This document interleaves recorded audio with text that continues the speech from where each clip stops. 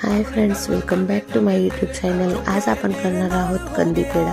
त्यासाठी मी अर्धा किलो किसलेला खवा एका पॅन मध्ये टाकून घेतला आणि याला मंद गॅसवर छान परतून घेतलं। जोपर्यंत याच्यातलं पाणी रिलीज होत नाही तोपर्यंत याला छान असं परतून घ्यायचं। याला कंदी पेढा असं नाव का दिलेलं आहे तर याला खव्याला छान भाजलं जातं म्हणून याला कंदी पेढा नाव दिलेलं आहे। तर याला आपण छान असं भाजून घेणार आहोत आणि मी एक वाटी गरम दूध तयार करून त्याच्यामध्ये 7 ते 8 काड्या केशरच्या टाकून घेतल्या आणि त्याला साईडला ठेवून दिलं। त्यानंतर यामध्ये मी ते केशरचं दूध थोडं करून टाकून घेतलं आणि फूड कलर ॲड करून याला छान मिक्स करून घेतलं।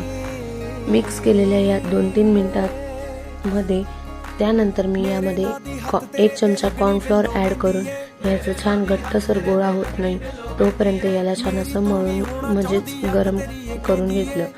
छान असा गोळा व्हायला लागला आणि याला थंड होण्यासाठी एका साईडला ठेवून दिलं। तेवढ्यात मी पिठी साखर 1 कप तयार करून घेतली आणि हवी तेवढे जेवढं गोड हवं असेल तेवढं मी त्यात ॲड करून त्याचे छान असे गोल आकार पेढे तयार करून घेतले आणि चाकूच्या साहाय्याने त्याला डिझाईन करून सर्व केले। व्हिडिओ आवडला असेल तर लाईक शेअर चॅनलला सबस्क्राईब करा। भेटूया नेक्स्ट व्हिडिओमध्ये, तोपर्यंत बाय।